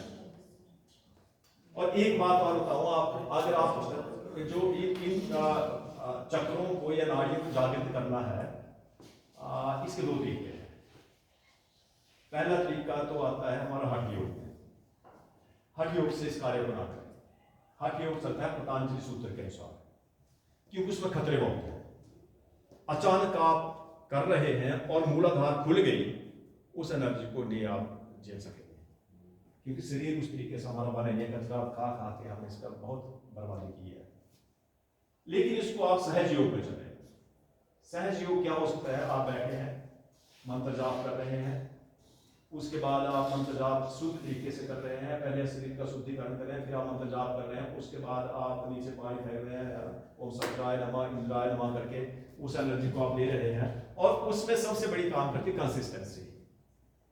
कंसिस्टेंट नहीं आप आज की, हफ्ता की, फिर 2 दिन छोड़ दी, फिर हफ्ता की, फिर 1 दिन छोड़ दी, कोर्स नहीं, उससे कुछ नहीं होगा। कंसिस्टेंटली आप कहीं भी जो आपने काम पकड़ वो करना है, साल भर में आपको उसके नतीजे मिलना शुरू हो जाते हैं। और मूलाधार और ये जो ईड़ा और पिंगला है ना, इसका एक्सपीरियंस क्या होता है, एक्सपीरियंस भी बता देता हूं। पहले तो आपको इस पोर्शन से ऐसा लगेगा जैसे हल्की हल्की चींटियां चलने लगी, और धीरे धीरे अगर आप 2-3 महीने इसको चलते रहे, मतलब अगर रुक गए तो कुछ नहीं हो सकता। लेकिन अगर आप चलते रहे और ये चींटियां चलते चलते चलते चलते यहां पहुंच गई, फिर आपको चींटियां नजर नहीं आएंगी। फिर आपको क्या लगेगा कि इन दोनों में एक बड़ा ही अलग टाइप की जैसे जलन हो रही है, जलन हो रही है। और धीरे धीरे वो जलन अगर नाड़ी शोधन ने किया तो यहां, और यहां आपको ऐसा लगेगा जैसे घास का बड़ा बंडल जलाया हुआ, इतनी तेज, इतना तेज, इन दोनों नाड़ियों के कारण यहां पहुंच गए। फिर आपको अच्छे गुरु का सानिध्य चाहिए, और वहां भी पहुंच रहा है तो बड़ा टाइम लग जाता है। इसमें किसी अच्छे समय का हो और ईश्वर का आपका साथ हो और अच्छे गुरु के सानिध्य में आपका कोई गुरुजन का गुरु अच्छा हो, तो लगभग 1.5 साल लग जाता है 2। लेकिन अगर नहीं है, आपको खाने पीने पे कंट्रोल नहीं है, सब चीजों में कंट्रोल नहीं है, तो फिर पूरा जन्म लगे वो ईड़ा पिंगला कुछ नहीं करने वाले, कुछ नहीं करने वाले। और सुषुम्ना को जागृत करना एक जिंदगी का उद्देश्य है, संतों का तो ये उद्देश्य था। तब बॉडी बैलेंस में आती है। बॉडी बैलेंस में आ गई मतलब आप जितना मर्जी साल जी लीजिए, अपने तरीके से शरीर को छोड़िए। पहुंचना थोड़ा टाइम लगता है, हमारे पास तो अभी हुआ नहीं है, पर हाँ ये जो मैंने एक्सपीरियंस बताया मेरे अपने, ये मेरे अपने एक्सपीरियंस है। जैसे ये चींटियां लगना, ये फलाना ढेमका, ये मेरे अपने एक्सपीरियंस है। ये वाली आपका भी एक्सपीरियंस किया है? मैं बहुत परेशान रहा हूँ 6 महीने। फिर मैंने एक संत से किया कांटेक्ट, बस बताते नहीं इन चीज़ों को, फिर भी मैं बता रहा हूँ। फिर मैंने संत से कांटेक्ट किया कि ये क्यों, मुझे नाड़ी शोधन, फिर नाड़ी शोधन सीखा। फिर नाड़ी शोधन जब करके आई control it approximately with in 5 to 6 months, 6 महीने और लगे। 6 महीने आपको जलन महसूस होती रही? हाँ, वो पता नहीं लगे अब करना क्या है आगे, वो पता नहीं लगे। क्योंकि जलन तो ऐसी थोड़ी होगी कि थोड़ी बहुत जलन होती है, ऐसा लगता है जैसे ऊपर अंगारे रखे हुए हैं, अंगारे इतनी जलन इस पोर्शन में। पर एक चीज है, आनंद बड़ा आता है। आनंद बढ़ाता है। वो जो आनंद आता है ना, उसको आप शब्दों में नहीं व्याख्यान कर सकते, शब्द नहीं उसके लिए। और मेरे ख्याल में इस ब्रह्मांड में शब्द बने नहीं है उसका व्याख्यान करने के लिए। आगे चलते हैं। अब इसमें जब हम प्राण में कोशिश साधना कर रहे हैं, कुछ पूछ रहे थे कि इस वायु के ऊपर कैसे शुद्धि करें, ये कैसे कंट्रोल करें। प्राण वायु जो हमारे वायु हम 10 प्रकार की है, 10 प्रकार की वायु है। एक जब हम सांस खींचते हैं वो अपनी अपनी जगह अपना अपना स्थान लेती है। उसमें जो हम गैस छोड़ते हैं उसको कहते हैं अपान वायु। फिर ऊपर आ जाए तो उदान वायु, ऊपर और चले जाए समान वायु, फिर थोड़े ऊपर चले जाए तो प्राण वायु, और पूरे शरीर में एक वायु काम करती रहती है, उसको कहते हैं व्यान वायु। 5 प्रकार की होगी। कौन कौन सी?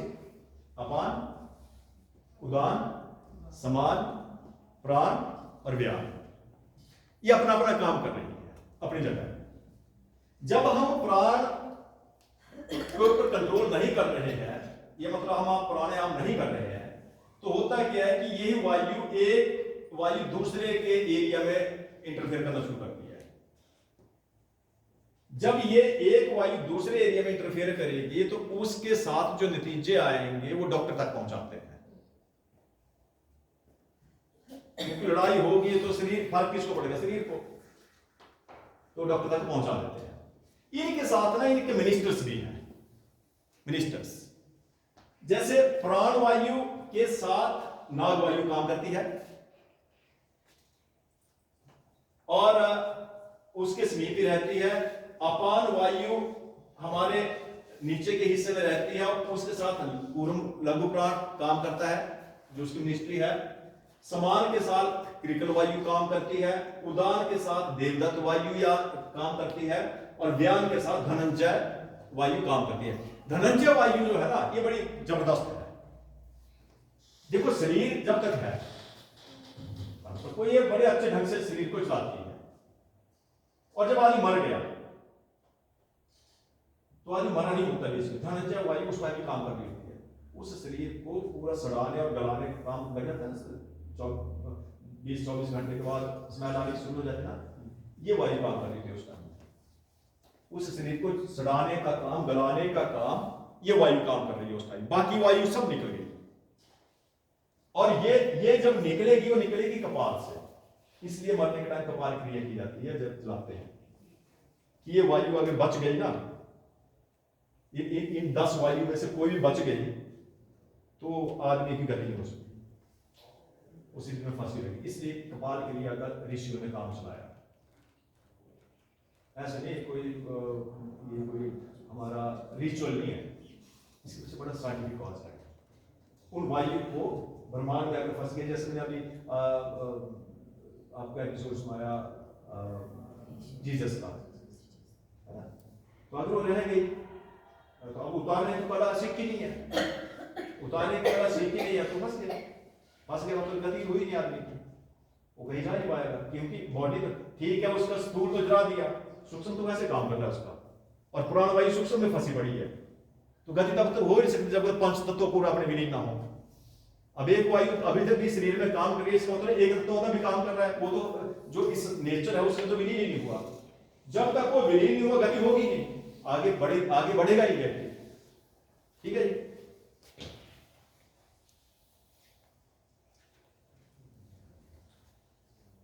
अच्छा, प्राण के द्वारा शब्द और मस्तिष्क का पोषण करता है। अपान ये तो हमने करवा दिया। अब नाग वायु जो है ना, पीछे हमने पढ़ा, जो डकार हम लेते हैं ना, ये आता है नाग वायु के कारण। लघु कूर्म जो वायु है उसके कारण जो हम पलक झपकते हैं ये वो काम करती है। फिर क्रिकल से हम छींक मारना, और देवदत्त वायु से जमाई लेना, और धनंजय वायु जीवित अवस्था में शरीर का पोषण करके और मरने के बाद देह सड़ा गलाकर शीघ्र नष्ट करने का प्रबंध यही करती है। कितना जबरदस्त विज्ञान है हमारे शरीर का, और हमें पता ही नहीं है, हमें पता है।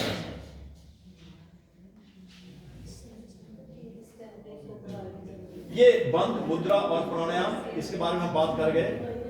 मूल बंध, जलन द्रवंध और उद्यान बंध के साथ महाबंध।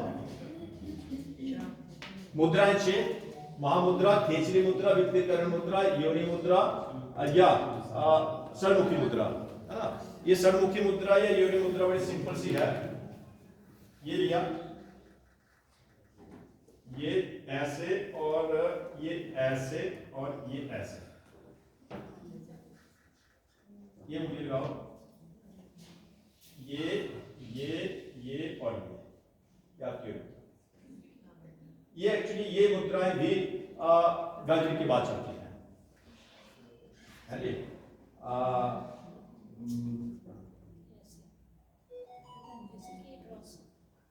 ये ऐसे ऐसे, ये और ये बीच में लानी है, ये मुड़ियां, ये और ये और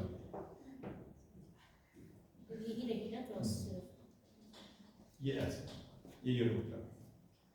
शंख मुद्रा भी होती है, उसको ऐसे लिया जाता है, ये पकड़ा, ऐसे किया और ये अंगूठा ऐसे करा, ये शंख मुद्रा बन जाती है। निर्वाण मुद्रा थोड़ी टफ बन जाती है, ये और ये।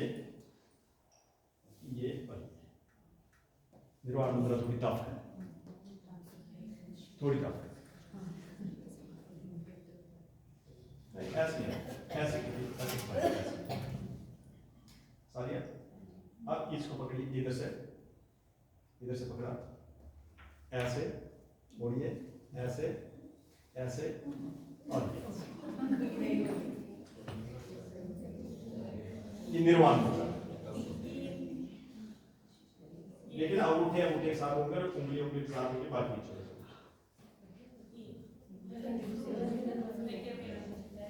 ये मुद्रा थोड़ी टफ है, बाकी नॉर्मल मुद्रा है।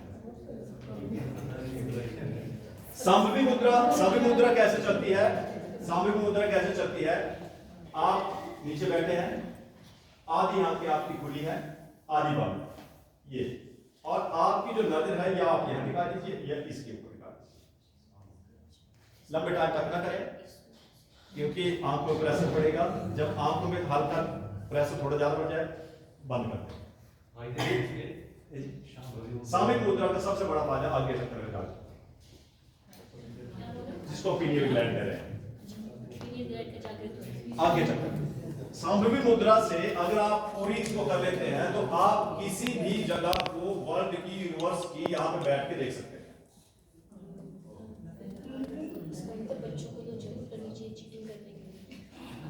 नहीं, जो अगर आगे से जागृत हो जाए तो ये जो चीटिंग करने वाला कॉन्सेप्ट है, दिमाग से खाली हो जाएगा, वो वैसे खाली हो जाएगा, ठीक है जी। 9 प्राणायाम है, ये तो आप बाबा रामदेव के देखते हैं, अनुलोम विलोम हो गया, सीकरी हो गया, उज्जयी हो गया, भ्रामरी पलनी हो गया, सूर्य भेदन प्राणायाम हो गया, सिद्धारी हो गया, भस्त्रिका हो गया, मूर्छा प्राणायाम हो गया, सो गया जैसे ऐसे। इसको हम और भी कहते हैं शवासन। और ये मुद्रा देखा नहीं आपने, ऐसे मुद्रा की आप अगर आप प्रैक्टिस करें ना इसकी, चौथे छठे दिन आप ऐसे पढ़े और 1 मिनट नहीं, 1 मिनट नहीं,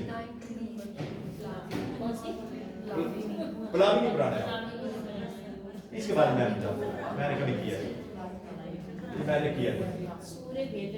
सूर्य भेदन को इकट्ठा ना करें, क्योंकि सूर्य भेदन प्राणायाम के थोड़े नेगेटिव इफेक्ट ये होते हैं कि अगर आदमी का शरीर प्रॉपर नहीं चल रहा और बाकी काम नहीं कर रहा है तो इसके साथ पैरालाइटिस हो सकता है।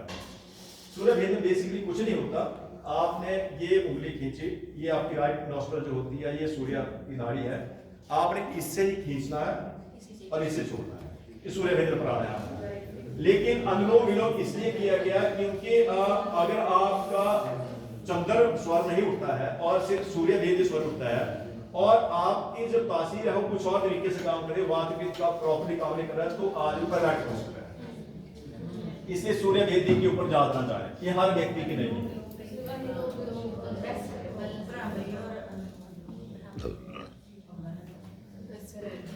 देखिए ये जो प्राणायाम की बेनिफिट क्या है, बेसिक बेनिफिट, ये जो ये हिस्सा होता है ना ग्लैंड्स का, सॉरी इसका लंग्स का।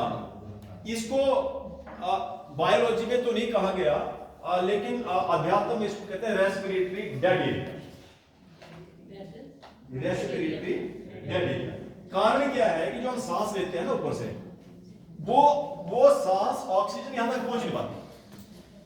हम सांस लेते हैं फिर छोड़ देते हैं और यहां से ऐसे तक आती है और वापस चल जाती है। धीरे धीरे होता क्या है कि द पैसेज ऑफ टाइम, जब हमारा खाना पीना भी खराब है, जिसके हम बारे में पहले बत्तिकों के टाइम बात कर रहे थे, तो नहीं इसी के द्वारा फिर बाद में पूरे हर बॉडी के सिस्टम तक वो ऑक्सीजन पहुंच जाती है, जिसको प्राणवायु कहते हैं। और जब वो प्राणवायु हर जगह काम पहुंचा रही है, तो अपनी अपनी वायु, चाहे वो अपान है, व्यान है, उदान है, समान है या प्राण है, वो अपनी अपनी जगह प्रॉपर स्थान लेती है और अपना अपना काम वो प्रॉपर कर रही है। मतलब आप स्वस्थ हैं, अध्यात्म को भी छोड़ दीजिए, तब आप स्वस्थ हैं। ठीक है जी। फिर आ जाते हैं और हम बहुत नजदीक हैं अब कंप्लीशन से, उसके बाद हम आगे कंसेप्ट याद करेंगे। मनोवैज्ञानिक ये चलता है 5 तरीकों से: जप, ध्यान, तप, तन्मात्रा, साधना और त्राटक। त्राटक अपनी मर्जी से करें। त्राटक हाथ हो सकता है, आंखों की रौब जा सकती है अगर आपको करना नहीं आता है। अच्छा गुरु है, उसके सानिध्य में आप त्राटक कर सकते हैं, क्योंकि अगर आपको प्रॉपर करना नहीं आता है तो उसका जो प्रेशर पड़ता है पड़ता है आपके दिमाग पर लास्ट। त्राटक आराम से ऐसे नहीं करें कि प्रैक्टिस ना करें इसकी। अच्छा कोई त्राटक करने वाला है, उसके सानिध्य में जाकर त्राटक करें। जब तो सब जानते हैं, जब तो सब जानते हैं। फिर आ गया ध्यान। ध्यान कैसे करें मैंने एक बताया था, याद हो आपको। बेसिकली ध्यान ऐसे किया जाता है कि आप बैठे हैं और मंत्र जाप कर रहे हैं। मंत्र जाप ध्यान नहीं होता। ध्यान करने का बड़ा बढ़िया तरीका है। अगर आपको बॉडी के लिए प्रॉपर करना हो तो आपको मैंने बता दी कुंडलियां कहां कहां है। पहले आप पहली कुंडली पे ध्यान करें, कल्पना करें कि उसकी एनर्जी सिक्रीट हो रही है। लगभग आधा मिनट 1 मिनट जितना टाइम आप टिक सकते हैं, आपके पास जितना टाइम हो उसके अनुसार।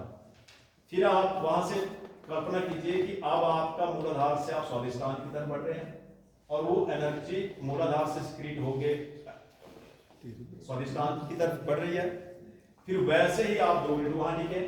फिर उसके बाद आप मूलाधार की तरफ चले, मूलाधार से अनाहत की तरफ, अनाहत से विशुद्धि की तरफ, विशुद्धि से आगे की, फिर सहस्त्रार की तरफ। मतलब जब 10 मिनट आप ये कर लेते हैं तो उसके परिणाम भी बड़े जल्दी आप शुरू होंगे, वेरी सुन। अच्छा, इसके अलावा सर जैसे ना आपको ध्यान कर रहे हैं तो सिर्फ अपनी सांसों पे ही आप ध्यान केंद्रित करते हैं, उसी में ही आप सांस ले रहे हैं, छोड़ रहे हैं? उसमें सर थोड़ा सा वो साधन अलग है, उसको सोहम साधना कहते हैं। जिसके बारे में आप बात कर रहे हैं वो सोहम साधना है। सांसों के ऊपर कंट्रोल करना एक्चुअली ध्यान नहीं होता।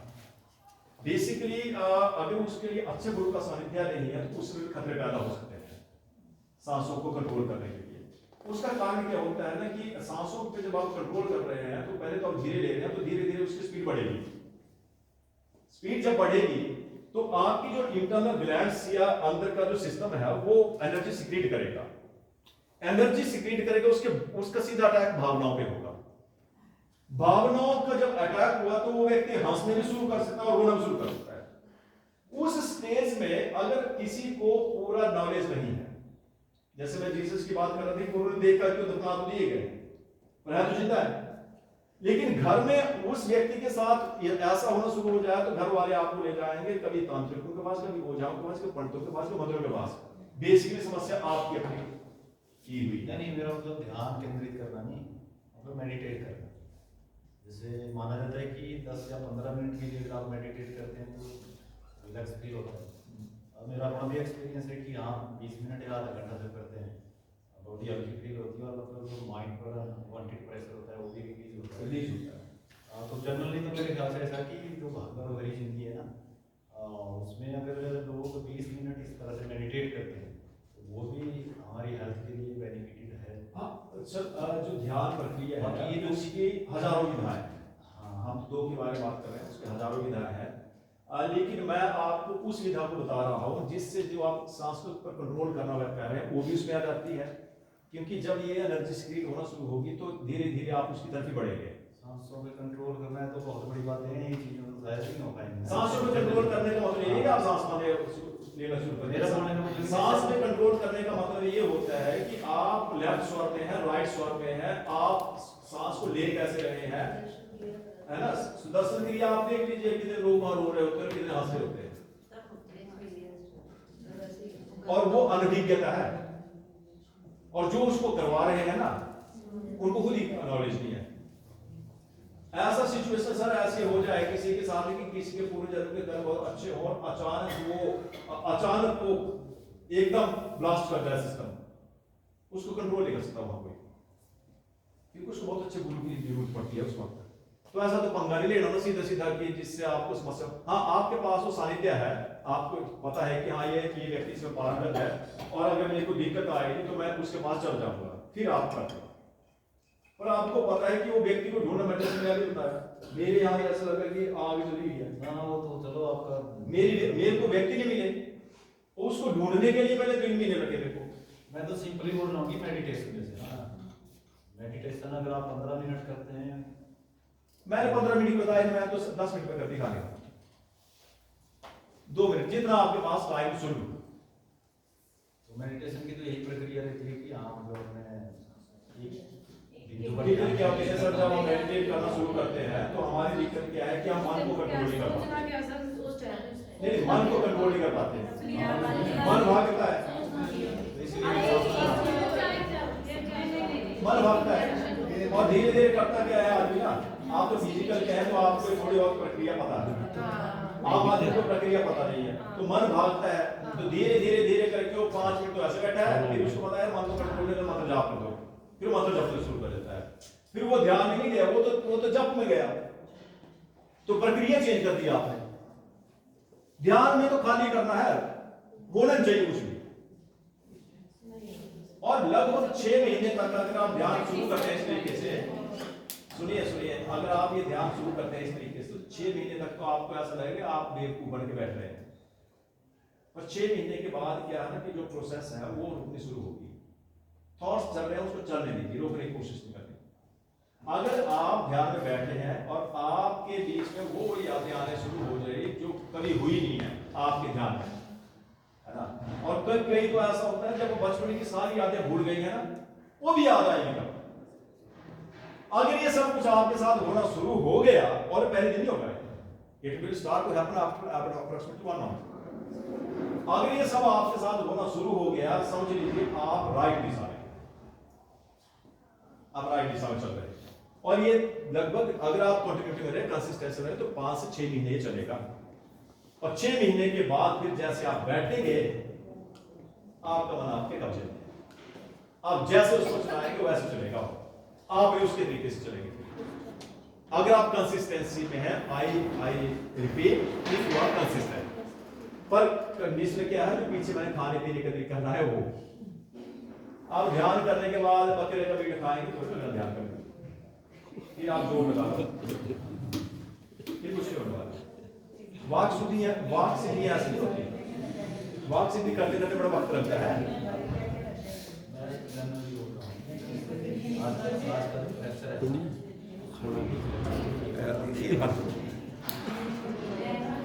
टीचर्स, मैं एक चीज आपको क्लियर कर दूं, ये सब कुछ मैं सिखा रहा हूं, इसमें आप पाएंगे कुछ नहीं, सिर्फ खोएंगे। ये सिर्फ खोने का तरीका है, पानी का तरीका नहीं। मैं अपना एग्जांपल दूं, जितने भी मेरे साथ कुछ दोस्त थे सब छूट गए, जितने भी मेरे टूटे रिश्तेदार थे सब छूट गए, जिनको मैं ये समझता था कि मैं इनके बिना जीवन नहीं व्यतीत कर सकता, जिन दोस्तों को मैं सोचता था कि इनके बिना मैं जीवन में करूंगा क्या, सब छूट गए। मेरे इर्द गिर्द जितने भी टुच्चे लोग थे सब छूटे, एक वक्त का खाना छूट गया, बाहर खाना पीना छूट गया, बेकार लोगों का सानिध्य छूट गया, फालतू की गप्पे मारना छूट गया। फिर मैं कभी कभी बैठता हूं, पाया क्या, ये तो छूटने की प्रक्रिया है। ठीक है, एक ही टाइम बनाना पड़ेगा उनको खाना। और जब सब कुछ छूट जाएगा, जब ये महसूस हो गया कि अब सिर्फ मैं हूं, मतलब रजनीश नहीं, वो एनर्जी जो शरीर में है वही है, फिर उसके साथ कांटेक्ट होने की प्रक्रिया चलेगी। तो आप थोड़े सख्त रास्ते पे चलेंगे ना, है जी? एक बड़े हार्ड पाथ पे आप चले। नहीं, मेरे सही से मेरा कोई नहीं, उसके हिसाब से ये चीजें हो सकती है। बहुत से लोगों को ऐसा लगता है। मेरा तो बोलने का मतलब ये है ना, जैसे जितने भी आप सहयोगी वर्ग यहाँ पे बैठा है कि जो प्रेजेंटली जो प्रेशर है, चाहे वो फैमिली का है चाहे पढ़ा स्कूल का है, मतलब उसको थोड़ा सा रिलीज करने के लिए मैं बोल रहा हूँ। मैं सर शुरू में ये बोल दिया था कि जो मैं प्रक्रिया सिखाने वाला हूं, जो इतना प्रदान कर अगर रहा मैं हूं, आसिक बात है तो मैं सोचता हूँ कि ये जो मैं दिखाने जा रहा हूं, मैंने आपको शुरू में कहा था कि एकदम या कुछ नहीं होता, एकदम कुछ नहीं होता, धीमी गति से चले। मैं लास्ट में कंक्लूजन पे आऊंगा। कंक्लूजन क्या निकल के आएगा कि अपने खाने पीने का परहेज रखें, कंट्रोल कीजिए। एक चीज, संध्या जरूर कीजिए। धर्म कौन है मैटर नहीं करता, संध्या जरूर कीजिए। खाने पे कंट्रोल हो गया, संध्या हो गया, प्राणायाम जरूर कीजिए। ध्यान कैसे लगाना है, कैसे लगाना है, खाली कर दीजिए, मन को बैठना शुरू कीजिए। एक धीरे धीरे आपके विचार पैदा होना जो शुरू होंगे, जो आपके दुश्मन लगते हैं वो आपके मित्र लगने शुरू होंगे, विचारों में परिवर्तन आएगा। और एक चीज जरूर कीजिए कि अपने समय में जितना भी आपके पास वक्त है, फालतू की गप्पे मारने या दूसरे की चमड़ी उधेड़ने से, मतलब बुराइयां करने से 1 या 1.5 घंटा इस समाज के लिए जरूर है। उसका अध्यात्म में बहुत बड़ा रोल है। जरूरी नहीं कि आप पैसे से ही किसी का वो कर सकें। आप समय दान दीजिए, आप श्रम दान दीजिए, ये सब दानों में आता है। समाज के लिए रूटीन बनाइए कि 1 से 1.5 घंटा मुझे समाज के लिए लेना है दिन का। इसका बहुत बड़ा रोल है लाइफ में। और ये सब कुछ ट्रेजर है हमारा, यही हमारा खजाना है। बाकी ये जो करोड़ होगा, 2 करोड़ होगा, और बच्चे बोलेंगे इसको निकाल दो, एक वो पकड़ी बापू को बना दो, इसको रख दो। ये बात फालतू के जानते हो गए, 3 लाख रुपए से जो इसको रखो, वो भी गया। हम सोच रहे थे यही खजाना है, वो भी उतार दिया। तन मात्रा के बारे में बात करें, उधर ना आपका खाना भी वेट कर रहा है, भांडे खड़क रही फिर आए खाना खा लें। बोर हो गया आपके पास।